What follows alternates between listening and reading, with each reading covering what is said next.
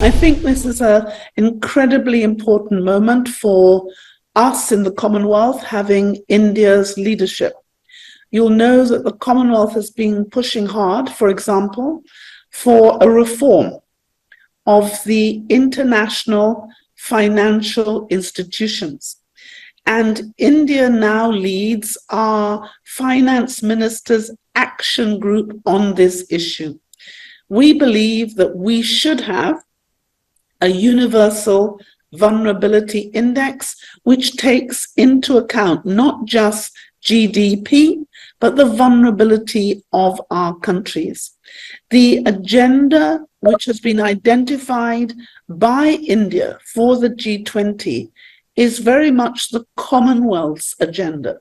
So we really are hoping that the leadership that India has shown will enable us to deliver on a number of issues. For example, we know that we need climate finance if we are to have climate justice. The G20 countries are probably responsible for 80% of the emissions. The global south, particularly the small and the developing states, the island states, have contributed less than 5% of these emissions. So we are hoping that India will continue, as she has done, to strive for climate justice. And she will be receiving warm support. And I must thank India for taking up the mantle of chairing this Commonwealth Finance Ministers Action Group, which is supported by Nigeria as the deputy or vice chair on behalf of our Commonwealth Finance Ministers. So we really do need India's strength, her vision, and her support if we are to deliver this. If you just look at the small things we've already done in the Commonwealth, we have been able to create the Commonwealth Climate Finance Access Hub, which puts climate advisors into our small member states.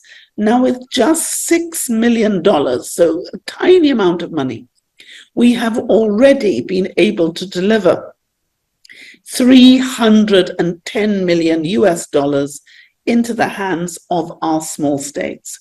If we could get support and have a climate finance advisor in every one of our small or developing states who needs it, just think how we could improve the opportunities that those who are most disadvantaged and who have contributed least to the climate crisis that we now face. Just think about what we could help them to do if they got the money for adaptation and mitigation.